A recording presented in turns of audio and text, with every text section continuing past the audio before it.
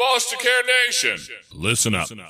Okay, yeah, listen, because I need to say, I'm sorry.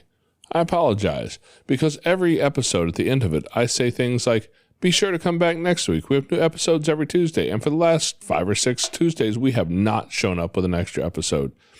Part of that, I also say, is if you would like to share your stories to guests, you can reach us at jason@fostercarenation.com.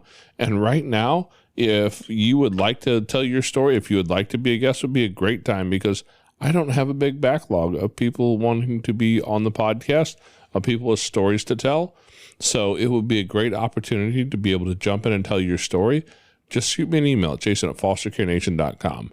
I also to say things like, don't forget about our Patreon account over at patreon.com/fostercarenation, or our Buy Me a Coffee account over at buymeacoffee/fostercare. The truth is, right now we have one kid. We're working through an IEP program, just getting that started. We're also working with another kid on a 504 program, and it's been a ridiculous amount of work, guys. Not to complain, just to say we've been busy. We also have 2 little ones. One of them is medically fragile, and there's a lot of stuff going on with that. And so it's just part of our life is that those guys are the most important things. And unfortunately, you guys are going to suffer a little bit in the number and the regularity of episodes when I have too many things to do and I don't have time to do the work. Right now, Amanda and I have been funding this whole project for the last 3 years, and it's a cost to us every month, but we can handle it. If I'm going to continue to be completely consistent, I'm probably going to need to find a way to find somebody who can take care of the actual editing work for me, because I just have not had the time to get it all done. So if you would like to support us financially, over at patreon.com/fostercarenation or at buymeacoffee.com/fostercare, both of those options, I believe, have an opportunity for a one-time donation, or you can become a contributing member. That would be amazing. You know, if I could figure out a way to find somebody who can actually help us with the workload and I could afford to do it. Either way, we're going to keep doing what we're doing as much as we can do it. So we're going to jump into this week's episode. I hope you guys enjoyed this conversation I had with Zachary, and we'll talk to you soon. You can forget a lot of things, Foster Care Nation, but never forget this. You're listening to Unparalleled Studios. I signal. Foster Care Nation, listen up. This is Foster Care and Unparalleled Journey. strength for the powerless, courage for the fearful, hope and healing for wounded hearts.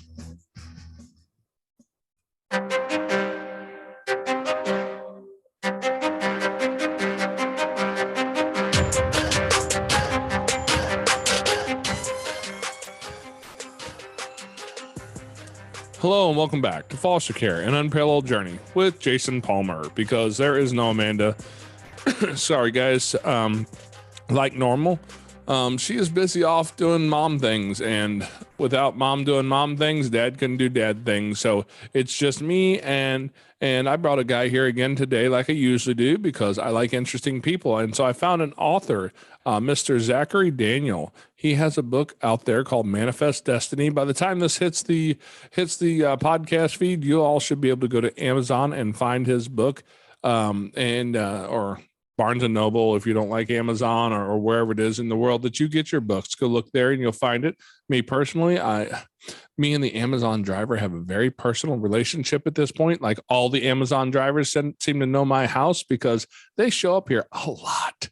And we're going to have to go on an Amazon budget one of these days. But until then, they're just going to get to know me, and I'll look there for the book. Zachary, how you doing today, man? I'm doing great. Thank you. Thank you, Jason, for having me. And thank you for the intro. That's the consequence of having a lot of kids, is you get to know the Amazon driver well. You are not wrong. You are not wrong. It's either Amazon or whoever delivers Sheen clothing. I don't know who that is, but it shows up in my house quite a bit, because when you have a baby girl show up, apparently you need all the cute baby clothes that they make at Sheen. So all the bows from Amazon, I have them. So if you need more, you decide if you have a little girl in the near future, you say, man, I need some bows. I'm your hookup. I have all of them. You can send over a moving truck of them. Yes. And I'll still have plenty left for my little girls too. That's funny. All right. Good, duly noted. Save me some money. There you go. There you go. All right, man. Well, we talk about foster care and adoption here on this show, and that's what we talk a lot about. So obviously, your world has something to do with that. How did you get involved in this stuff? So I got involved involuntarily. I am adopted. Adopted, basically at birth. Of course, there's that waiting period, but as long as I've ever been conscious, I've realized I've been adopted, and it's brought me into this world, and it's a really amazing space with a lot of people that care about human lives. It really takes something to take in a kid as adopted or foster parent system, or if you're in the situation that you don't think you can properly care for a child, to give one up for adoption. It's really a selfless system. But I always knew I was adopted. So I'm mixed race, and my adoptive parents, my parents, are white. So there was no glossing it over. I realized I was adopted as soon as I could think, and that's presented some interesting dynamics growing up between us as a family. But I think it's been for the best. I think it's really shaped who I am and given me a lot of perspective about different dynamics that I'm happy to share, and it's really been a blessing. Man, our family is about as mixed as you can get. We adopted a sibling group of two, a brother and a sister, some years back, that are mixed, and she is a little bit lighter than I am, and her brother is just a little bit darker than I am, and our two older boys are, I say painfully white, just because they're the ones who don't go out on a summer day without some sunscreen, unless they're just going to put up with the sunburn, because they're going to have it, Yeah. And that's kind of the way our family looks. We've got our little guy, Turtle. Turtle is mixed, and he's on the darker side of it, and he has the more coarse hair, and his hair is all braided right now, and oh my gosh, if you could see this kid's hair, like when he gets out of the pool, if his hair is down, it's halfway down his butt at this point. He has ridiculously long hair, and he absolutely loves it. So we braid it up to take care of it and all that sort of stuff. But that has been a journey for us to live and understand, because I grew up here in the Midwest. And in the Midwest, I'm just going to say we're maybe not known for being as inclusive across the entirety of the Midwest as some other parts of the country. Is that a nice way of saying it? That's a nice way. I grew up in the Midwest, so I would say that's a nice way of saying it. But there is a lot of I don't know how to describe it, but the people in the Midwest are very homey and welcoming. I've experienced so fair, but Midwest people are good, and they will always be my favorite people. So, what part of the Midwest are you in? Wisconsin. So okay. Wisconsin, yeah. Yeah, you're up there. You're in South Canada. Yeah, basically. beer, cheese, and Packers. That's all I knew. Yeah, that sounds about right. Yeah, no, and we've had some wonderful experiences with lots of people, but we've also found like there's a small sundown town in the state of Missouri that there's probably more than one, but we found ourselves in one where it was made painfully obvious when we were there, and so yeah, you meet all different types of people out here, and so we've had our fair share of run-ins with people who saw this stuff as weird, different, bad, scary, whatever it is that they see, and it's created a few issues in public. But for the most part, I'm not a small guy. I'm a little over 6 foot. I'm 245 pounds, and I have a wonderful hate me face that when somebody gets ignorant in public, I have the ability to be loud and unapproachable if I need to be. Yeah, you got that lumberjack beard too. I see you lumbering around. I could see you being an intimidating figure up there. But we've had our fair share of experiences in life where we've had to deal with that, and I want to get into that with you later. But when you first came, when you were first born, obviously there was some stuff going on in your biological mother's life that made it difficult for her to raise a kid. So talk about that a little bit. What brought you into the adoption world? Yeah. So I don't know every detail of, the circumstance that was going on during that time, but obviously my biological mom was very young, 12, 13, and my biological dad was much older. So, I think he was 20 or 21. And he also had uh, some learning disabilities, to my knowledge, but they were unstable household, obviously very young, no source of income, no job, difficult parental situation, and a father that was absent immediately. So, um, from her perspective, and talking with her nowadays, it was kind of either abortion or adoption, and she didn't believe in abortion, and so adoption, which is a very difficult choice as a mother, I imagine, because you're still carrying the kid, that you're still spending 9 months, and he's your flesh and blood, and then to give him up to another family and never see him again. Uh, that's a really hard thing to do. I thank her, that she followed through with that, and I think she's provided me wonderful life and opportunity by making that decision. Um, but yeah, it was. She had a very harrowing upbringing, and to where she is today is really impressive. She's always maintained and been a good person, and it is really impressive where she's come from. Man, all right, I'm a terrible judge of certain things in life, so I'm gonna say you look younger to me, but I really don't know. How old are you? I'm 27. So 27. So you would have been born. Oh dear God, you would have been born about the time that I About was. 95. Yeah, when I graduated high school. I'm getting old. Yeah. but I was alive and well in 1995, and I had the full experience of the Midwest in 1995, and so how was that for you, especially growing up, like early years and whatnot? You said you had upper middle class white family, Yeah. and I think we're, as a family right now, we're probably squarely somewhere in the middle class, and with taxes and inflation, I'm certain we're probably being pushed down that rung, Yeah. down the ladder a little bit. But Yeah. Don't get me started about inflation. But yeah. so, but yeah, I lived in that life, and that time there was not a whole lot of people out there who were comfortable going out and adopting and living a life with a mixed race family. Yeah. No, definitely, definitely. And I have a younger brother who's also mixed race, not biologically um, related to me, but it I had a sense that my parents were very hyper aware of how I might be treated, based on my race, and I would say that most evidently was seen in sports. They always wanted to make sure I had a fair opportunity, and that I was being treated right and not excluded, based on certain things. That coaches or authority figures weren't saying anything disparaging, and in hindsight, as I got older, I was able to look back and be like, you know what?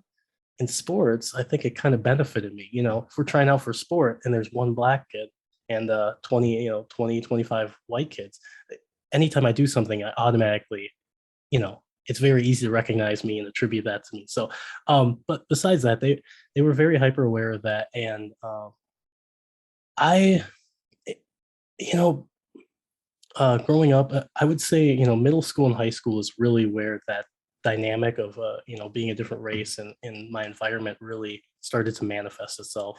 Um, as you know, middle school and high school, kids can be cruel, right? Oh yeah. You know it. I know it. It's always been that way. It always will be that way. A lot of kids, say stuff that they don't really understand. They don't know why they're saying it. Maybe they don't think it's mean. Um, but it definitely became evident during that time that race was going to be at least some part of my daily existence. Um, and, and I think I think it was at some points very difficult, especially since my parents being white, they knew that there was something going on, and they knew, but they didn't really know all the ways to talk about it or digest it. Because this was new to them. They hadn't maybe firsthand experienced it, and I give my parents credit. They were incredibly supportive, incredibly loving through my entire upbringing. So, but it was something that I felt like I had to deal with internally, and uh, it, it's shaped in a large parts who I am. I would say, um, if I had to pinpoint, like say in high school or middle school, it was evident every day that I was black, and that was often associated as a bad thing. In the respects that I would get sometimes. I'll say this. I would say one of the biggest compliments that I would get, or most common, I should say, was that like you're the whitest black guy that I've ever met. This is during middle school and high school, and you kind of unpack that. It's like, well, what does that mean? The whitest black guy is it because I can sound articulate and am somewhat intelligent? Is that the definition of being white? Um, or is that my ceiling, as far as like, is that the best thing that I can achieve, is being white and not being kind or being smart or being athletic or anything like that? But that's largely attributed to middle school, high school people know what they're saying. I'd never, obviously sometimes I took things personally, but you kind of had to decipher what was kind of malicious and what was ignorance. And since you can't live your life in, this kind of anger or fear, you got to learn to adapt and embrace it. And then, I think that was a trying time for years to kind of find that right balance between, just being comfortable in my own skin, embracing some parts, and just standing up for myself in other areas. And it was interesting because I saw my brother. I mean, he would experience the same thing, and we kind of dealt with it in different ways. And so, yeah, that was a very interesting dynamic growing up. And I'm not quite sure what my parents experienced as far as when they met other parents or realized that, oh, you adopted like two black boys. I wouldn't be able to. I don't know exactly what they experienced there, but I can only speak to my end. But they never let it deter them. They loved us just like we were their own children, and always defended us. And yeah, it was interesting, to say the least. It sounds like you had at least had a decent experience through the lens of your parents, because I'll tell you, as a parent who has a family that does not match, I mean, none of our kids really match. We have different shades of all kinds of stuff going on in our house. And, even people that I know are good people that were raised in a generation when I was raised and heard lots of stupid stuff and they're on their own personal journey walking through that. I had, a friend of mine once who, when we had first begun this foster and adoptive journey, and he saw the kids the first time, and he says to me the next day, he goes, kind of in a low voice, because if you're going to say something of questionable character, you have to say it in a lower voice for some reason. And he says, is he mixed? Or no, he asked, he said, is he half black? Was the question. I looked at him just real serious. I'm like, no, he's half white. And this poor guy didn't know how to respond to that. Yeah. That's a great response. I might have to take that one. Yeah, my personal thought is there's really not that many races. Like it's the human race. Mm-hmm. And there's the lizard people if you drop off into the conspiracy theory stuff, maybe. But other than that, I'm pretty certain we're all human. And other than that, I don't know that any of the rest of it matters. Yeah. What really matters is what's on the inside. Like, are you a decent human? Because I don't know about you, but I've met horrible humans that come in all different categories, whether it's white, black, Latino, Asian, you name it. There's awesome ones, and there are some pretty horrible ones as well. Yes, absolutely. And and I think part of the issue with some of the discourse today is, if someone is a horrible person or a good person, they're just labeled by their identities, instead of breaking down, are they just a good person? Or maybe you think they're a bad person because of certain actions, and someone will defend them and say that you're being maybe racist or whatever label that they say you're attacking their identity when you're actually commenting on their personality or persona. I'm going to beat up on the millennials just a little bit here. Go ahead. I won't be offended. I hate to jump on that bandwagon too much, because I met some great folks of that generation. I met some horrible ones, but in this newest generation, or whatever I don't know what they're calling the newest generation now. I think it's Gen Z. Gen Z. That sounds familiar.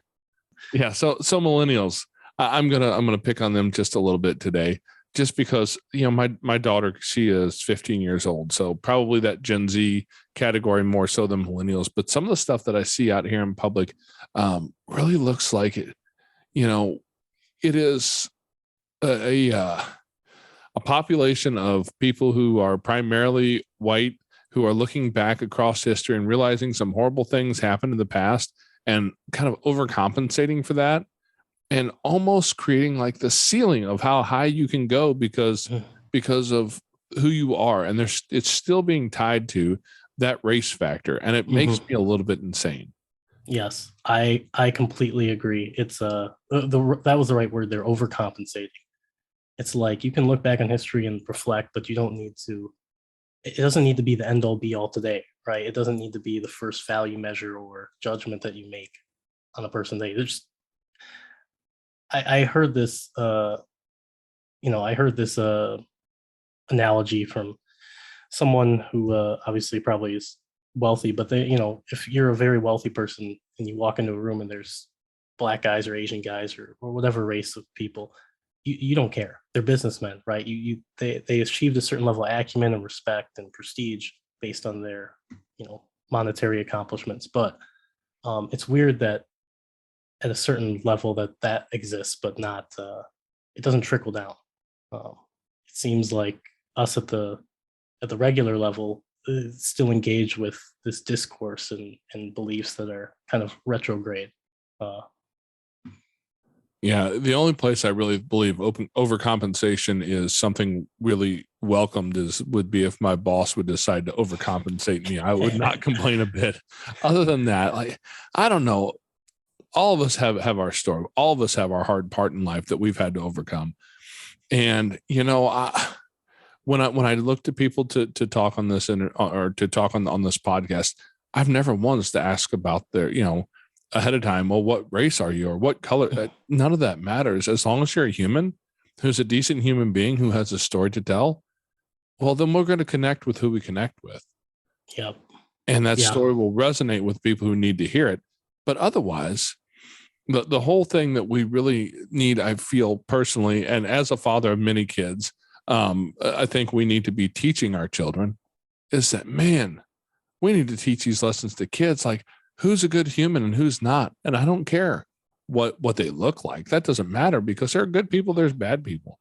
Let's just focus on that for a hot minute, because once we can figure that out, I don't think that we need to divide ourselves into any more subcategories there. No, I agree. And it is a tough thing because, the human mind likes to categorize and make judgments and put things in certain bins as a means of processing information. So, it is hard, but it is important to imprint it when they're young, when they're children, because it's tough to unlearn things, and it's going to affect it's going to have major effects on the trajectory of who they are and what they do. Yes. And so, I'll also say that I have a couple of my kids who are squarely in the millennial generation, and we live in a rural setting in Missouri here. And when my older boy was in high school, one of the things I noticed was that his friend group was entirely diverse, and they didn't seem to realize that they didn't all look the same, and they didn't really seem to care. And that gives me some level of hope. And so without trying to demonize the powers that be and say they're just trying to keep that discord amongst us, I don't know why the need to push on that is so ingrained in the people who are in charge of our culture. But I see that happen, and I'm so happy to see kids who just have friends. Yeah, friends, and they generally don't care, what they look like or some of the physical attributes or race to just who they are as a person. And I can attest to that as far as the experiences of your kids. I had great friends through middle and high school. I talked about obviously that dynamic, but I had a great experience through all those years overall. And I had great friends that I still keep in contact with and meet today. So, yeah, no, I think the future is bright, but there's always improvement. Well, I think the future is brown, and I kind of appreciate that, honestly, because my daughter, she's just a shade lighter than I am, and she has all the benefits that a child could have when it comes to the different hair types. Her hair can be braided down, it can be brushed out, she can do whatever she wants.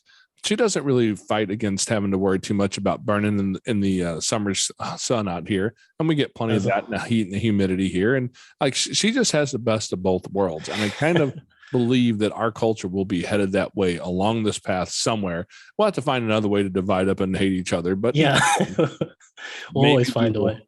Yes, we will. Maybe we'll find a little slice of happiness and at least contentment amongst community as we move through that part in culture. I did want to ask, so you mentioned that you were able to meet your birth mom after you turned 18. So how did you do? I remember the 90s, like I mentioned, and we did not talk about open adoption back then. We had closed adoptions. All doors were closed. And even today, some adoptions are closed. We have some situations where it's not terribly safe when you have, especially when you have parents who are in active addiction, and there's dangerous stuff around that. And so sometimes it's appropriate to close that door because it's not healthy and safe for the kids, for sure. Yeah. But there's also situations, like you mentioned, your mom was very, very young, and it wasn't that she was unsafe. It's that she wasn't old enough to be capable of taking care of you when you were born. And so there's no reason to necessarily have to close that door. How did you get that door back open, and what does that look like? Yeah, it was it was interesting because I had to close adoption, and my brother, who's just 2 years younger, had open adoption. So he always had contact with his biological mom and was able to contact her or meet her. I remember a couple occasions meeting her, like a Chuck E. Cheese or something. But being a closed adoption, it wasn't necessarily safety, but I think there was this kind of paranoia. And maybe in some cases it's probably rightfully so, but definitely not the majority, where, the birth mom might, when they're at a more stable place, try to infringe upon, it's complicated. But basically, I had a closed adoption, and when it turned 18, the records are unsealed. I had a curiosity of what my biological mom was like, and if I had other half siblings out there, because obviously you think in your head what they're like a little bit based on you, well, physically and personality wise. I kind of wanted to just meet her. So I reached out the adoption agency. The adoption agency had gone under. The state had lost my records. They had no information about my birth mom or how I could contact her or anything. So I was kind of stuck at square one. And I was at one point for a very brief time, I was like, am I a black market baby? Am I there's no records of my adoption. My parents is this an underhanded exchange? But that was just a really brief thought. My parents would never be a part of who they are. But I was kind of racking my brain about how I could. All I had from her were a few handwritten letters, a quick bio about the family as far as medical history, and I had a picture of me in the hospital when I was first born, and it had the wristband of the original birth name. So I got half of my last name from that picture and was able to figure out what the full last name was. I knew her first name, and I knew her approximate age and probably area. So I kind of did all the rounds as far as, Google searching, Facebook, Yellow Pages, White Pages, and anything that I could get my hands on as far as trying to find people. I was doing. It was kind of all coming up empty. All coming up empty is just kind of nothing. And I did this kind of process in secret, I would say, from my parents, my adoptive parents. I wasn't openly transparent, like, hey, I'm really trying to find my birth mom. This was kind of just like uh, my mission, solo, which maybe is, a little bit selfish in retrospect. They could have been privy to, what I was trying to do. I wasn't trying to hide it from them on purpose. I just felt like it was my thing. Um, but eventually, after a couple months, I was searching Facebook, and a profile had been created with the correct name. No profile picture, no anything, no information, nothing. And so I just sent them a DM and said, "Hey, do you remember, however long it was, like 18 years ago, a couple months ago?" And yeah, it was her. Wow. Yeah, just the stroke of luck that she created a Facebook profile, no anything. So uh reached out to her, we talked on the phone, um and then I went to meet her a couple of weeks after that. Um and it was a little bit surreal, you're wondering, am I going to feel like a connection to my biological mom? I haven't had any contact with her for 18 years. Am I going to act like her? Am I going to talk like her? What is this relationship going to be like? What's her life been since I left? Do I have half brothers and half sisters? I don't know. Um, so when I met her in person, uh, it was obviously a lot of different emotions kind of and thoughts going through at that time. Joy, curiosity. Um, it was really good experience, and I was really happy that she's a good person, and um, a lot like me as far as like, some personality. We definitely share the same cheeks. Like I got some little chubby chipmunk cheeks. Definitely the same cheeks, and a little bit of the same humor. So it was interesting that very first time that I met my birth mom, and my half brother and half sister were also with her. We were just catching up and talking, and some of the humor that they had as a family, it was like I never left. Almost, it was like almost innate to my existence that I like resonated with some of the humor, and like it was like something I would say. It was just a weird, that weird trade-off between nature versus nurture. What parts of us are shaped by our experiences and upbringing versus what is innately uh, in us from a personality perspective. And so that first meeting, there were definitely some things that was just innate. Like it was weird. It was weird. I don't want to say like some type of like deja vu or voodoo, but um, it was a wonderful experience, and we've started. We formed a relationship after that. That's been very good and healthy.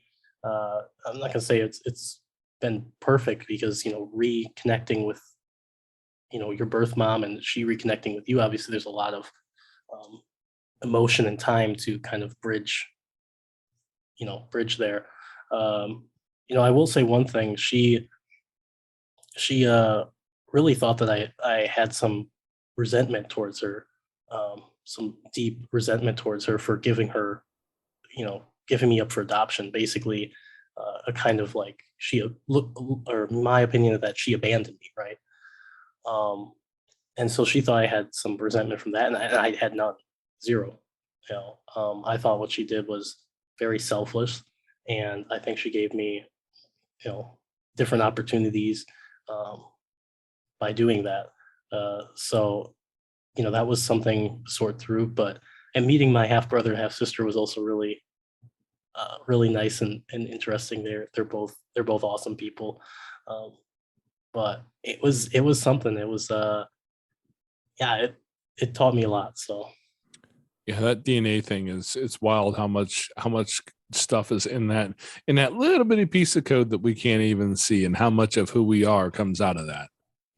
yeah, it's something. I'm not sure where I stand as far as nature versus. I'm definitely more nurture. I think that has a larger impact. But you're right. There's just some sliver of something that's just innate in people, the DNA. Yeah.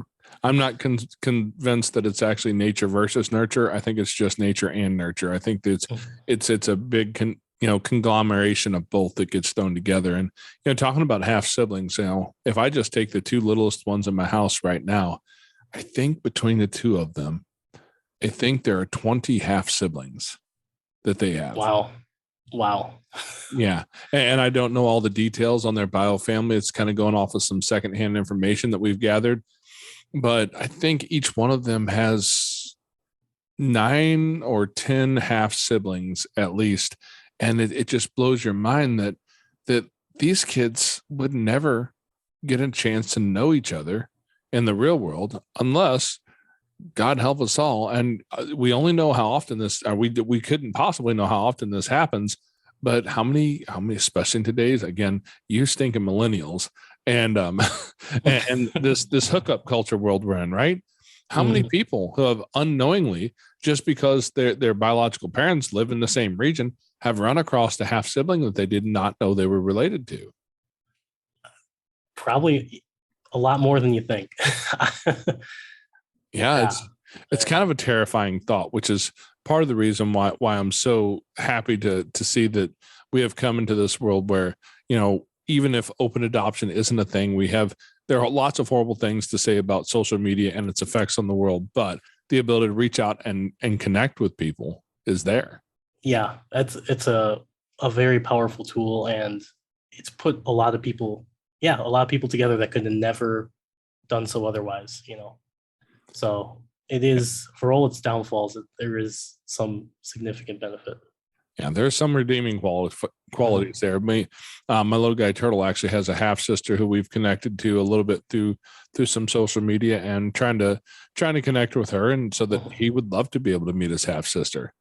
He is 9 years old now, and she is in her early 20s. I don't know. She has a son of her own right now.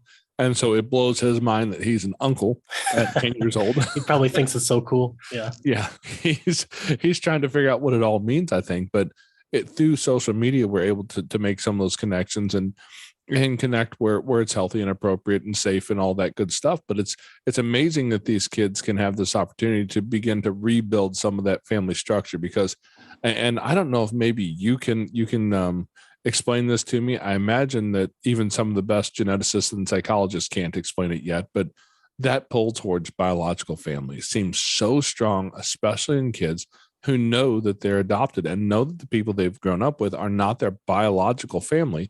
That pull back to the beginning seems so strong.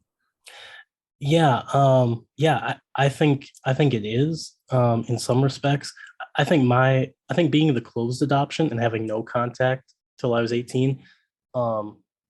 If I had an open adoption, I think it would have been a lot different. Having the closed adoption, I haven't felt that strong pull back to my biological family as like my source of, I guess that pull. I've really felt that my adoptive family is it. As far as where my home base is and where I identify as an individual and person and family.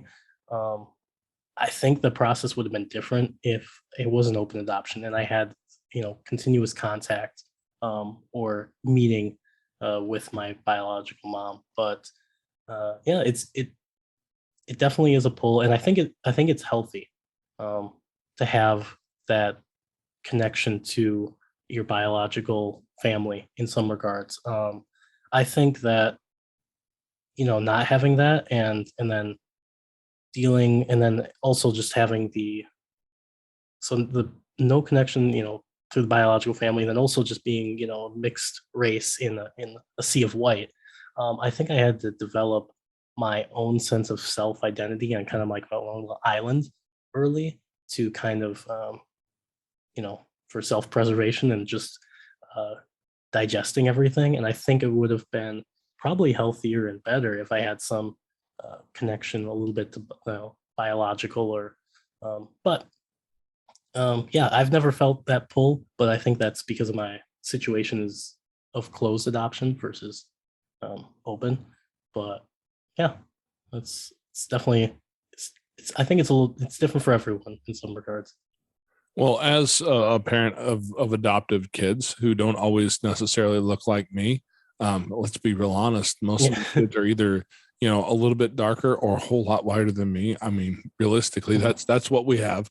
We have a whole lot of kids who don't look anything like me, and a couple that kind of do. And, but we've adopted through the foster system more than once, and we have biological kids. And then we have our oldest daughter was kind of a family placement, if you will. She was raised in our house for the most part, and she called me dad, and she called my wife mom. So we have this huge collection of this just complete blended family. And so when you look at your experience, what advice would you give to parents who are considering being adoptive parents, who are considering kids of different race and ethnicities and all of that, to look at, like, when they start, what should they be paying attention to that could make the biggest difference long term? Yeah, that's a really good question. And I would start if you're adopting a kid of a different race, is don't make their racial identity any part of the center of their at the center of their existence and their upbringing. So my parents were very aware, of how other people treated me in regards to race, and some of that was I didn't see until looking back, but they never outlined it specifically as in, like, Zach, you're going to football practice, make sure no one's being racist, or make sure no one's treating you different because of your skin tone. It's, no, you're Zach, you're going to football practice, you got to try your hardest. And they didn't make, or schoolwork or anything, they never made race the focus. So I would say, obviously as a parent, you probably want to be aware of some of the challenges your kid might face, but just don't make it the focus. Make the focus of, just being a good person, or whatever they're trying to excel at, or being well-rounded and trying to, build your own identity and personality. But that would be one thing. And then it's also hard. I would say it's hard as a parent to try to relate to what the kid's going through, because, as a parent, you're probably much older, and it's tough to remember what it was like when you were young, and I would say don't overreact to what other kids will say to your kid. I think that's a big thing, because I think if my parents knew what some people said to me, they would be very overreactive and kind of overprotective. And I think that would hurt me later in life, to where I didn't have as thick a skin, or I wasn't able to take criticism, or kind of differentiate between, malicious or ignorant or playful. And I think that those two things are kind of center, and, obviously just being a loving, caring parent that's there for your kid, and, they can trust you and you have their back. But yeah, that's probably, it's a very hard question. But that's probably what I would say. And I got a question for you, Jason. Yeah. Obviously you guys have, done amazing things with foster care and adoption, and had a very large, diverse family. That relationship between the adopted kid and their biological parents, have you guys at times felt like a sense of, I don't know if I would call it jealousy, but anxiety or apprehension about their relationship with their biological family, and being like, I've spent you're my son, or daughter, we spent all this time together, I'm raising you, but you kind of worry that they're going to be maybe ungrateful, or never fully see you as, their parent. I'm kind of curious to hear that perspective from someone who's been in it. Well, many years ago, I worked for a smaller company, and I was talking with the owner. This is when we were raising our oldest daughter, who was, we'll just go with kind of a family placement, right? She was raised in my house. She called me dad. She called my wife, she called my wife mom, and she was just one of my kids. And then our oldest son actually came to our family because he came from a different father, and he kind of bounced and left the situation, and never was interested in coming back. And so our family was a little girl who was not biologically related to us. Then it was a a boy who was technically speaking a stepson, and then we had one biological son together. And the guy that I worked for one day, he asked me, he said, do you call him your stepson, or how do you refer to her? And I'm like, man, I kind of look at it this way. Once you've been like accepted into my clan, into my little group of people, you're part of my family. If somebody kicked the front door in and wanted to do harm to you, and I would be willing to kill them to protect you, you're my family. This is just, you're my kid. And I don't have time to step into all the steps or the halves or all those different little monikers we put on them. Once you're my kid, you're just my kid. And we actually had to face the music on that one here a couple of years ago when my oldest son's biological father, he reached out to, it was a stepson, I think it was, who reached out to him. And another stepson, it would have made them half brothers, I believe, and said, "Hey, I think I'm your half brother." And that's, we had never really told him that story. We never found the right moment, and we were just waiting for the perfect moment. And I don't know if you know this or not, but perfect moments rarely show up. So we hadn't had that conversation ahead of time. And that the interesting thing is through the way that I've raised all of my kids, regardless of how they came to the family, what it did for him was after he called us, he called us on the phone. He was in the military time. He was out of state, and he's like, "Hey, I just had an interesting conversation." And after a bit of a tense conversation, because my wife was standing there having this talk with him about what this all really is. And he said, "Guys, this doesn't change anything, right? You're still my dad. You're still my mom. That's who you are. And that's just who we've chosen to live as." And I think that's the biggest thing for us as parents. We treat these kids as if they're our kids, because that's the way we truly see them. And I mean, they may change their mind down the road. I have one particular son right now who is 17 years old. And I don't know how well you remember being 17, but I promise you were an idiot. I still am at 27, so yeah, I can imagine how dumb I was at 17. I was an idiot at 17 too, and right now he's going through some hard stuff. And 10 years from now, when he's 27, I bet that relationship will look entirely different than it does today.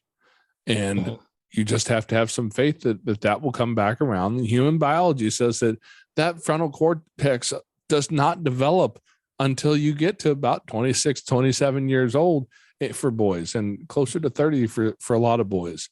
And man, I'm looking forward to the day when all that is said and done. Yeah. I think it definitely will. And I think that's important for adoptive parents to hear, as far as, you're talking about the advice for adoptive parents, is that has got to be sometimes a tough place, as far as a little apprehension. Like, this is my son. I hope that they continue to see it that way throughout the entire course of their life. And they might go through different experiences or speed bumps. But yeah, when he's 27, he's going to look back and realize, all you guys did for him, and all the love you showed him. But I'm sure that's a fear for some foster parents or adoptive parents, as I'm sure you've had on your podcast many times, is, will they see me as, their parent, part of their family truly? And, at least from the adoptive kid standpoint, it's 100%, I 100% see my adoptive parents as my family. So I think that was part of, I think they had those worries or apprehensions when I was reaching back out to my biological mom, that, not that I would, say like, "Oh, that's my mom now," but just there's a lot of emotion there. Oh, absolutely. So yeah. And then it probably didn't make it better that I did it behind, kind of behind the scenes. So kind of sprung it on them. But yeah, there was never any thought on my mind, who my family was. Yeah. Here in about the next 10 minutes or so, a car's going to pull in the driveway, and a little kid's going to come to our house, because that's our godson, and he comes over and spends a few days a week. He spends the evening with us while his parents are both at work. And our godson happens to be, my oldest boy went to school with a couple kids that were good friends of his. they ended up married and have a little guy, and we're treated just like family in that part of our life too. That's he's our little guy. He's my little homie. Me and Scotty, we're best buds over here, and and that's what we do. But even my son's friends through high school, we have a few of them still who refer to us as mom and dad, even though they never lived in our house. It's just who we've chosen to be. That's who we choose to be in our life, to create that space to where people feel comfortable coming in here, especially younger folks feel comfortable coming in here and just existing inside of our family framework. And we can't exclude anybody based on any reason other than if you're not a safe person. If you're not going to come over here and be a healthy, safe person, you're going to have some troubles to deal with, namely me. But other than that, I don't really care. You come on over, have a good time. And sometimes, like, we're recording this the week before Thanksgiving. This Thanksgiving, I don't know how many of those particular kids will show up, but there will be a small portion of my son's high school graduating class who will be eating turkey at my dinner table at some point during the day. And that's just how we've always decided to raise our family and structure the way that we see the people that we care about. Yeah, that's a really special and rare thing. I know you talked about at the beginning of your kind of background, as far as kind of came from religious background, and you take it on as part of being a good person and practicing faith, that you're bringing people into this environment. And not many people can say that they practice really practice what it is to be a good person and try to provide a loving family. And at the end of the day, Thanksgiving or Christmas, you're sitting around with a bunch of people that really care, and it's a rare thing. So yes, I've had a lot of misgivings over some of the religious traditions I was raised in, but at the end of the day, what I've grown to know is if you are a Christian, if you're a believer, the entirety of the Bible is a grand adoption story. And that's true. Yeah, it's the life we live, and I can't see a better way to live that out than what we do. So I appreciate you coming in here today, Zach, and giving us, your life story here and telling us what that's all about and what that's been like growing up for you, because so many of us as adoptive parents don't always have that perspective to lean into, and others understand in the hard moments. Because, I'm just going to assume if I talked with your parents, they're going to tell me you gave them some trouble. Yes. Oh, they would absolutely, hands down, say I gave them a lot of trouble. But and yes, 100%. But it all worked out, and and for the adoptive parents out there, prospective adoptive parents, the kids go through stages, and some stages might be uglier than others, but at the end, it's all gonna work out, and it's gonna be beautiful. So don't be afraid. It's the ability to look back from your perspective today that helps us to walk through those hard moments when they're happening. Yes, absolutely. Well, thank you. I appreciate you having me on. It was a real honor, and I really, really appreciate it.